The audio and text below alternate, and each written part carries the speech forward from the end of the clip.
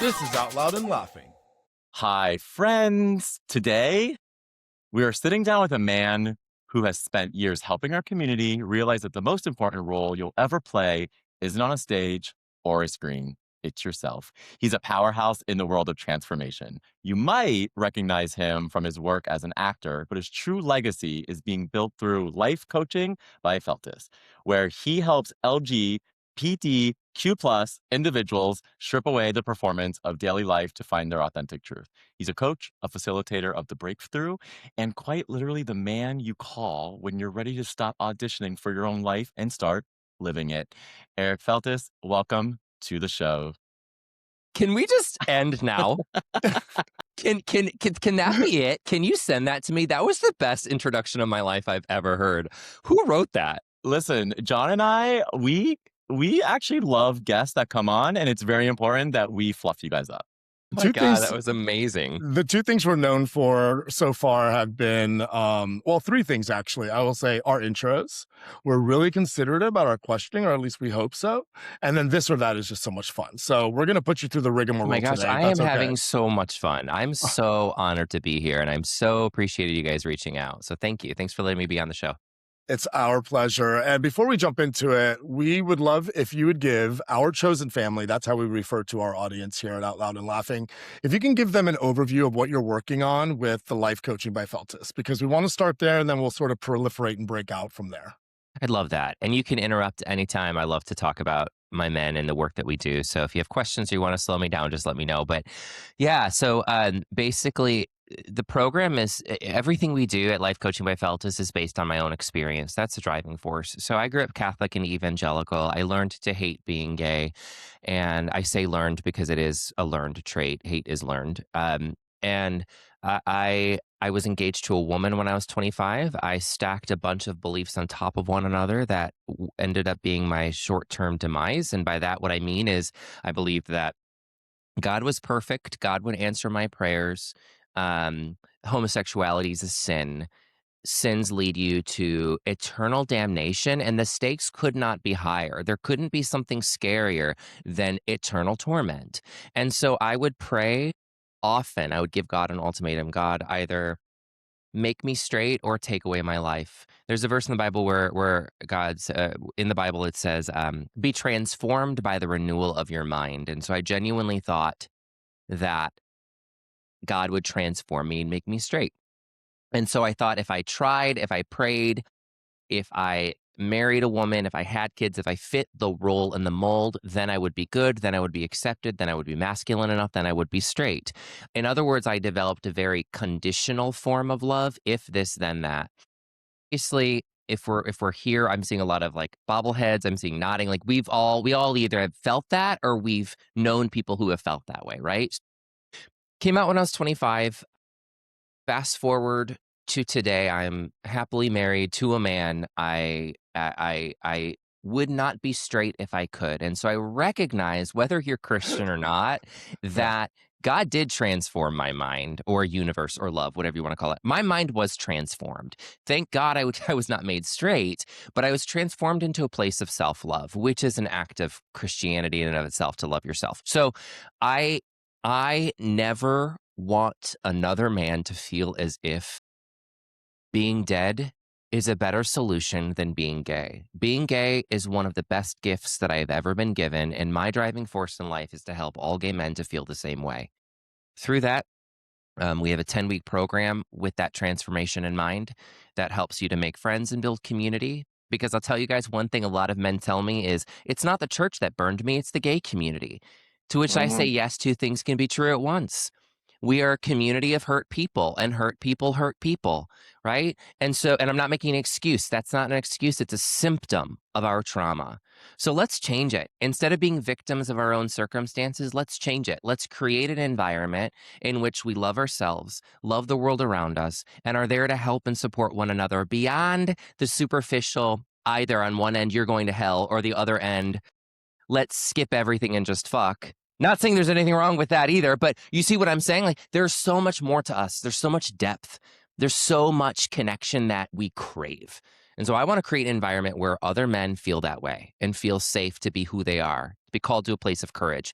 And additionally, I want to give men the tools to become resilient to that shame so that they don't just tolerate who they are, but rather love and accept and celebrate who they are. So that's what we do at Life Coaching by Feltus.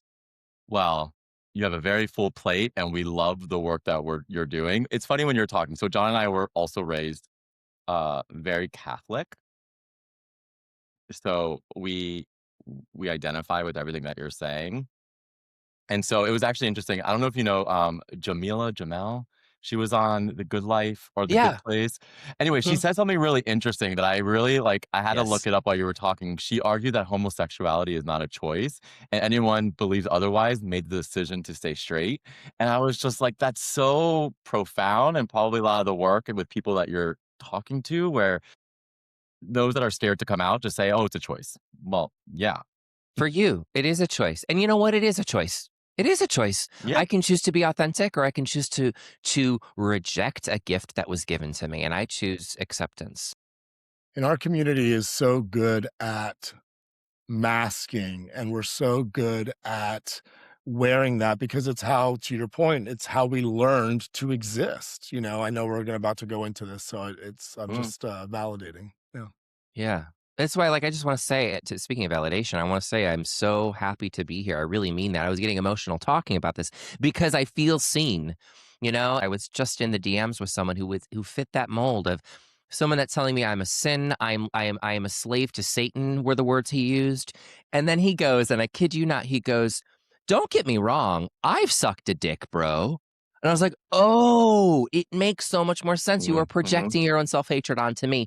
So to go from that to a room of other men who are like, I want to hear what you have to say. I want to support you. I want to uplift you. And having me do the same for you is such a blessing. I can't emphasize that enough. It's so true. And I think John also started talking a little about the masking thing, because you talk a little bit about unmasking. Actually, you talk a lot about it. And so for so many queer people we spend our youth acting to just survive, right? We're acting straight, we're acting masked, especially being raised Catholic. Like, when did you realize that actually your background in acting was actually the perfect preparation for helping people tear down those walls? I love that question. I'm going to say it to me slower so I hear it fully. Yeah. When did you realize that your background in acting was actually the perfect preparation for helping people tear down those walls? Oh, I love that. Anytime I hear a question about when did you realize, so often, more often than not, my mind goes to, well, when did you realize you were awake this morning? There wasn't really a moment. It's similar to when people say, like, we've all gotten this question, when did you realize you were gay? I'm like, well, there was a moment in the underwear aisle at Target that, like, there's definitely a moment of watching, like, what's his name as Robin in Batman, and what's his name? Chris? Oh, yes, Christopher but he had the Robin? bulge. He had the bulge. The bulge, and he had, like, the rubber nipples, and not Christopher Robbins. Christopher Right. Robin. I'm like, did I miss this Winnie the Pooh episode? Yeah, that is a porn, John. Robin from Batman and Robin. Anyway, my sexual awakenings. But okay, back to your question. So I don't think there was a moment, but I appreciate the question, because so much of the work we do as a coach, as a teacher, as an actor is focusing on what's not said. You know, we've all seen bad performances where they skip the white parts of the page and they just focus on the black text. There's so much done in that white space on the page as an actor. There's so much that's not said. So, can I kind of focus as almost like a director / coach on what's not being said? I don't think that answers your question, but I do think the question itself points to the importance of everything I've done up to this point helps me to be the best actor. I'm also a former teacher. I'm a Spanish and a theater teacher. And so I'm huge in experiential learning. I can tell you that being gay is a gift, but why would you believe me? I would rather use teaching skills, experiential learning, Socratic method in order to ask you questions to guide you there, right? Same with acting. I'm not going to give you a line rating and tell you how to say the line. But if I help you understand the backstory, you're going to get there yourself. That is permanent, transformational, lifelong change. That's not driven by fear or force. So I think whether it's acting or coaching or teaching, there needs to be a safe way for us to create. And I tell my clients, I'm not going to tell you what to believe. Y'all, I can't tell you how many times people come to me and they're like, I am afraid that homosexuality is wrong and also the way I'm living is not sustainable. I need help. But they're afraid to get my help because they think I'm going to brainwash them into believing that homosexuality is okay. And I tell them, if you leave here with a firmer belief that being gay is a sin, I'm not here to tell you that's wrong. I'm going to get out of your own way of your own healing. But let's ask questions instead of, is it true? Let's say, is it helpful? Is it uplifting? Does it make you feel good? Right? And to your point, back to your question, all of this is true for acting as well. Let's be creative and create a space where we can kind of discover versus tell people what to think. And I think it's really important in this creation sort of concept, right? If our viewers or listeners right now aren't in a creative space, although I think all humans are creative, we have to understand that there's a quintessential part to creation, and that's critique. And it doesn't always have to be met with defense. And, when I was doing some research, I love how you focus on this idea of the inner critic, right? Because outside of getting outside critics, we could also be our worst inner critic, right? We all have that voice in our head that feels like a harsh casting director telling us that we're like not enough. I'm wondering, how do you help your clients start to give that voice some space, right? Instead of just either ignoring it or Yeah. how to get them to stop trying to please it, right? Because I think a lot of times we just try to please it and we dishonor ourselves. So how do Mm. you have them sort of start trusting that internal compass instead? John, it's a beautiful question because what you're pointing out is the danger of toxic positivity. Don't worry, be happy. Ignore the voice. Just be gay. Just sleep with someone. Just have a drink. Just do these. Just numb out and be gay. Or the opposite. Just pray about it. Right? Like it goes both ways. And isn't it funny that we use those tools from our trauma in our own queer community? It's not helpful. So there's two words: compassionate curiosity. Curiosity is the antidote to judgment. So ask yourself curious questions. So the first step is John, you're pointing this out, the acknowledgement. Acknowledgement is 80% of the work. And so some tangible tools, there's the brain dump. Every morning I I invite, because I can't force them, I invite my clients to journal for 5 minutes every single morning. So imagine there's this cup in your head and it just gets filled with sludge. Every day you got to dump it out. And oftentimes it's the same sludge every day. In fact, over 80% of your fear is the same fear you felt yesterday. So for us, it could be, I'll never find a partner. I'll never get the job of my dreams. Being gay is wrong. Don't ignore it. That voice is there for a reason. Acknowledgement is 80% of the work. So that's the first step. Second step, curious questions. We focus so much, and I said this already, but I'll say it again, on, is it true? Is it true that being gay is wrong? Let me look in my Bible. Let me find these 6 clobber passages and see, it says right here, a man shall not lie with another man. You and I can go back and forth on that. But if all we do is get stuck in the weeds of translation, of words, of text, then what we're doing is avoiding the deep-seated fear of why we're asking the questions in the first place. Let's dig deep into that fear.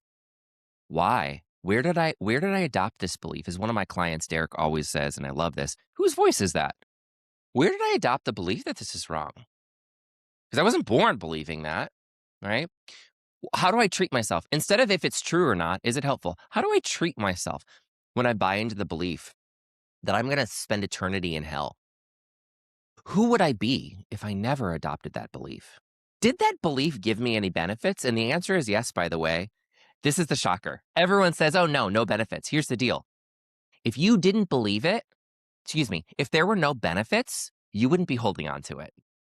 So maybe entertain the belief that maybe you believe that homosexuality is a one-way ticket to hell because it kept you in line, because it kept you from getting shoved into a locker and called a faggot. Because for me, it prevented me from getting more food thrown at my face. If I masked up, if I believed it was wrong, I was more accepted at church. Mhm. The last thing a child wants to do is be different. So let's acknowledge there are benefits, and also at the same time, because two things are true at once, that maybe it's not serving us anymore. So now we're open to different possibilities. Is there a different belief, like a costume that I can try on? What happens if I spend one day believing that homosexuality is a gift? How would that change? And then, like an engineer, can I review the data versus telling myself what to believe? I love your approach on all of this because it reminds me of something that this is going to sound so funny that I read on my oat milk this morning on my box of oat milk while I was making my coffee. It literally said on the side panel, meet questions with questions. And I sat there and I thought about it. And, you started to talk about like putting words and meaning and that we could like sort of unpack things until the cows come home because that's what happens as humans. We put words together, we're storytellers naturally, and then we try to make sense of things because we are curious seekers. But instead of like trying to find answers, there's some magic and something that I feel like our community hasn't had the ability to do only because we've been told who to be. But instead of like trying to find the answer, let's go out and find more questions, right? John, I think that you are describing so beautifully faith. Mm, And I think that faith is not owned by Christians. It's not even a religious term. Faith is as James Tellerico, and I just did listen to an interview with him. He talked about faith being trust, right? Faith, I think, so often in Christian terms is misconstrued to mean certainty, right? We often hear like, "I believe in God. I'm a man of faith," and if you question, you're a sinner, right?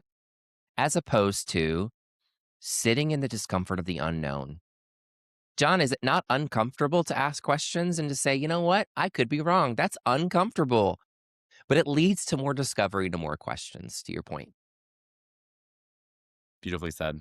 I love it. And I think I want to dive into a little bit about your coaching too, because the one thing that comes up often in your coaching is the idea of the breakthrough. So with all this work, there's this whole theme around the breakthrough.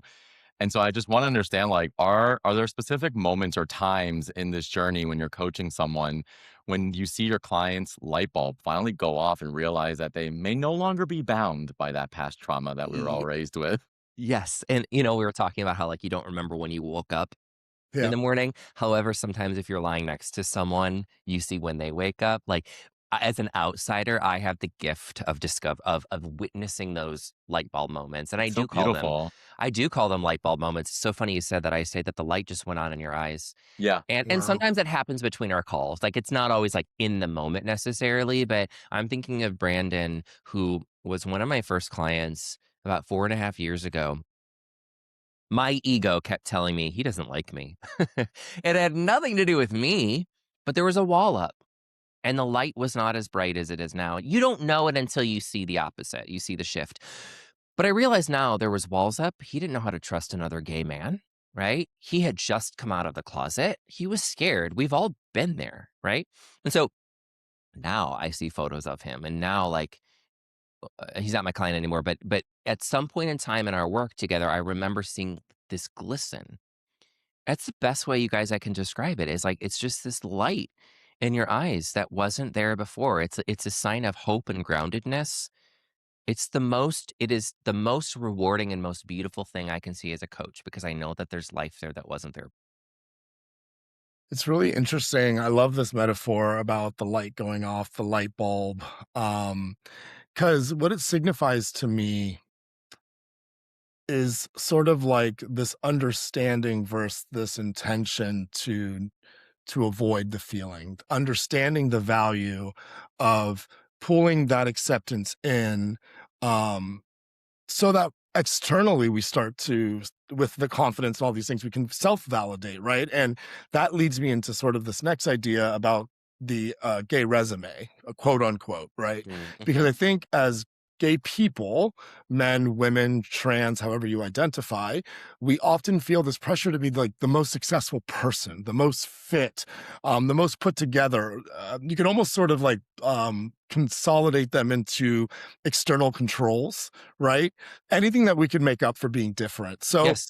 how do you coach someone to find value in their messiness rather than just what is perceived to be their achievements? God, I love that question too, because perfectionism is what I'm hearing.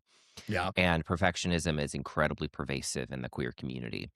And so often when I have a consultation with someone before they become a client, um, we'll talk about all spokes on the wheel of life. So we'll talk about your sex life, your dating life, your or lack thereof, whatever, right? And we'll talk about your job and your career. And so often men are like, "Oh no, I'm so confident at work," and I'm like, "Of course you were. You were probably a really good student in school, weren't you?" And they're like, "How did you know?" It's like, because I am you, because that was me, because we learn what people want very early in life. This is why English teachers love us, because we are rule followers. Again, there's always exceptions. We're not a monolith, right? But we learn conditional love. If we do this, we will be approved of. So we learn how to code switch for survival. We learn how to perform in order to be liked. And so we just do more of that performance in order to get approved of and validated, in order to, unfortunately, avoid that intolerable belief that there's something deeper down, because those same men come home and they take the title of teacher off, or of whatever their job is. They take that off and then they're like, well, what am I? It's 5 p.m. on a Friday and I have no sense of belonging. If I were to go to a gay bar, I wouldn't know what to do because no one gave me a script. I wrote and it starred in a short film with my friend Mindy once. It's called Off Book. And in the scene, in this the short film, I walk up on a first date with her, and this character was not gay, but I sit down with a script. I'm like, I don't do improv. You need to follow this script. And I think that's a very beautiful metaphor for what so much of us experience. Because what you're saying, John, is I don't care about your actions. I want to hear about your being. How do you simply be? So to answer your question, what do I do? How do we eliminate perfectionism? It's going to sound like a broken record. Acknowledge it, first and foremost. Acknowledge what your behaviors are. Acknowledge that there's a shift from when you're at work to when you're not at work. Ask yourself why that might be. Do a brain dump. Get your censor out of the way and just write down why that is. Well, because I can't be myself because of this, because I'm bad, because I'm unworthy, because I'm not enough. Now we have the seed of shame. Shame will say that you're not enough, that you're too much, or that you're unworthy of X, Y, and Z. You're too masculine. You're not thin enough. You're not white enough, whatever it is, right? And so we acknowledge what that is. That's first and foremost. And then you allow yourself to feel it. I don't like using the word therapy since I'm not a therapist, but for lack of a better word, exposure therapy. Or in coaching terms, we'll call it comfort crushing challenges. Put yourself out there. What happens if you go to a bar and you don't do your hair? Because before you thought that would be the end of the world, right? Mm-hmm. Now go home and see, how did it feel, right? There's beauty in the messiness, but when we numb the pain, we numb the joy. So when we're numbing this pain of I'm not worthy, I'm not good, so I'm not even going to feel it, then you're capping your joy off. Then the light is turned off. The people who you see with the light on in their eyes have had the darkest days because they've allowed themselves to feel as opposed to avoid. So to answer your question, John, feel it. That's it.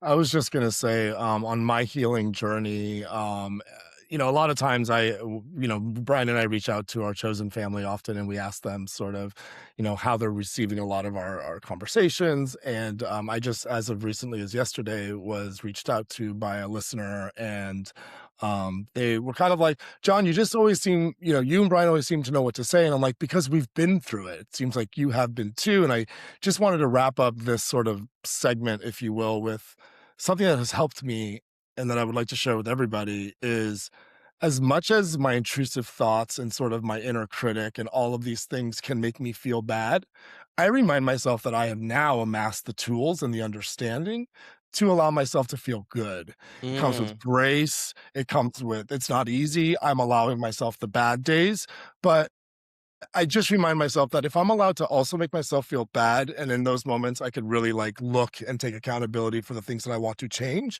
I also have the ability to make myself feel good. And that has helped me significantly in my confidence, in my self-validation, the way that I show up for others, for Brian, for myself, for you today. So I wanted to share that with everybody because I think it's an important reminder. We have that control at least. John, I think you're also describing the difference between guilt and shame. Guilt is a guidepost for morality, right? So if I cut someone off and flip them off on the side of the road or something like that, and I feel like, ooh, that wasn't a really good moment. In my opinion, that's an okay voice, right? You know what? You can be better, Eric. If you feel bad for that, that's okay to feel bad. It's an alarm going off hey, you can be better, right? That is not the same as if I did that same thing and said, Eric, you're a piece of shit. You're a terrible person, right? Guilt says I did a bad thing. I'm going to course correct. Shame says I am a bad thing. There's no hope for me. So, John, yeah, listen to that voice, but it's what you do with the voice. If you recognize that it, again, not if it's true, is it helpful? Does that help me to be a better person on the road? 100%. I'm going to hold myself accountable for my assholery. However, that doesn't make me an asshole. There's a difference. I love all of this, Eric. We have so much more to talk about around this stuff, so we will definitely be having you back. But before we end this episode, we have to do our lightning round. We have to do this or that, the breakthrough edition. I saw some content that you posted recently around fact or opinion, so we are getting all the facts today around Eric. No overthinking, no coaching yourself. Do the answers. First thing that hits your spirit. Are you ready? It's time for another round of this or that, the unhinged get to know you game. Cool. Okay. Scruff or no scruff? Scruff. I've actually never been on Scruff, but Scruff. It could be a hairy man. You never know. Yeah, it's how you take it. I say yes. Yes. I say yes. Should it exist in the world? Yes. I'm not overthinking it. No, exactly. That's exactly right. Don't let that inner critic win. Deep meditative state or high energy dance floor? Where are you at? Deep meditative state, 100%. Okay, It's are we Friday at 9:30 in the morning, at least where I'm at, with a cup of coffee. I'm about to do my breath work as soon as we're done. with coffee breath? All Yeah, in. exactly. Are we taking a shower or a bath? Shower. Okay. Efficiency. I like it. Efficiency, and he knows what he likes, so this should be easy.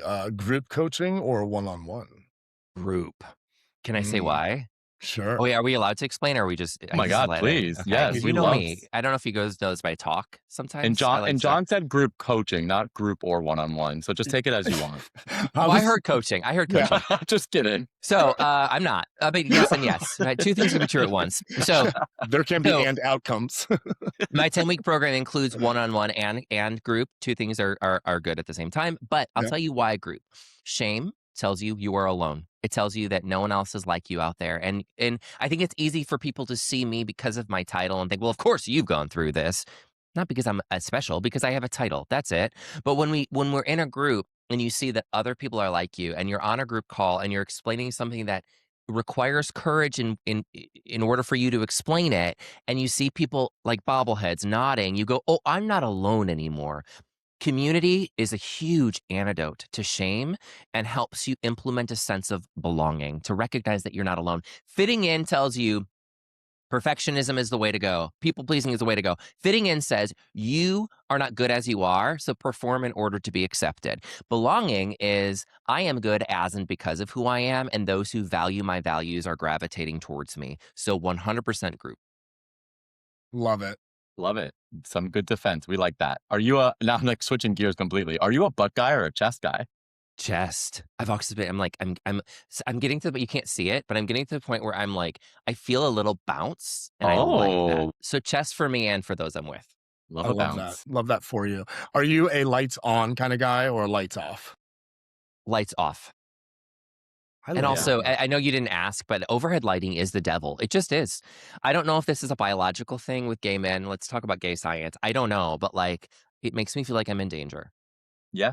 All about lighting. Lighting or no overhead lighting, period. That's it. I love it. John, we've done gay math. We haven't done gay science. And we haven't done gay lighting. I think an Right. episode deserves an entire episode on gay I think lighting. you're 100% right. Do you prefer a six-pack or a dad bod? A six-pack. Same. I'm ashamed to say that, but it's You true. don't have to be. Yeah. No shame No. here. No shame. Idealism's allowed. So you said you've never been on Scruff, but I imagine you've been on some apps. So are you meeting on apps or are you meeting in the wild?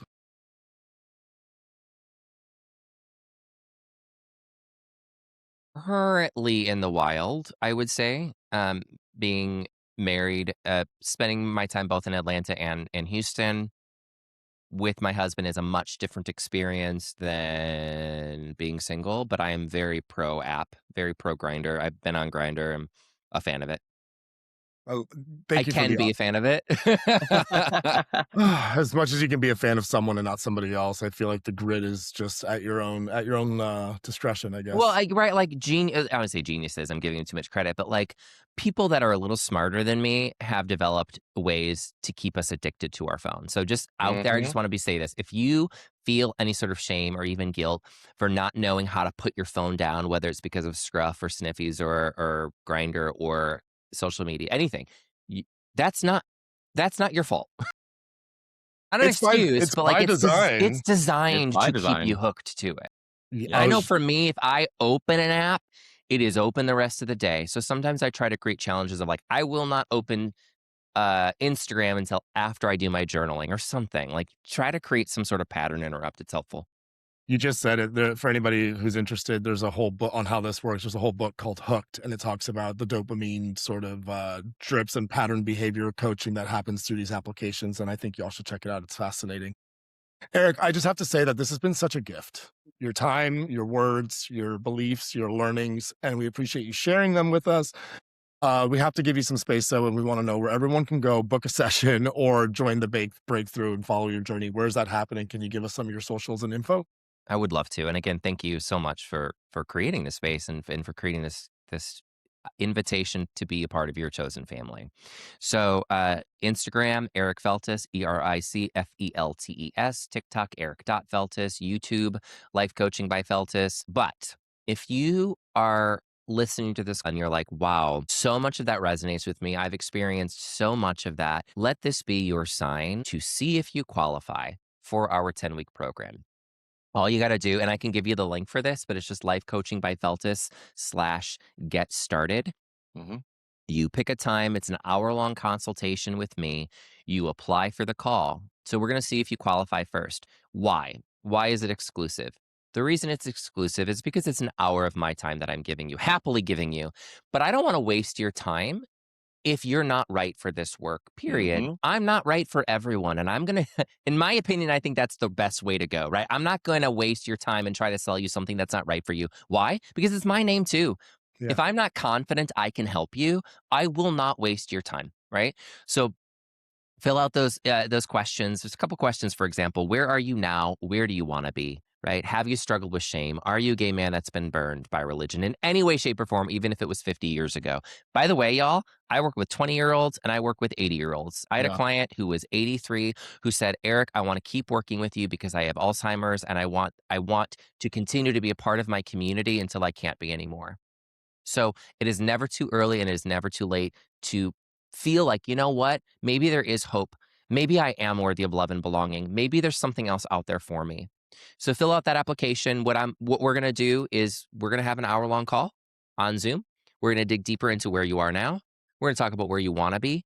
I will answer any questions you have about me, the program, the community, what we do, what we can do for you. And if we both think the 10-week program is right for you, hell yes, I'll invite you to join. We'll go from there. Granted, if it's not right for you, if you decide not to, that's okay too. I have an email list. I have a YouTube. I have other ways of communicating with me. So thanks for asking. Yes. Eric, thank you for being newly part of our chosen family. And thank you for everything that you're doing for our community. That's super important. Chosen fam, we also love you. Stay authentic, and we'll all chat soon. Bye, guys. This was Out Loud and Laughing. We're available everywhere you get your podcasts: Spotify, Apple, YouTube, iHeart, or wherever.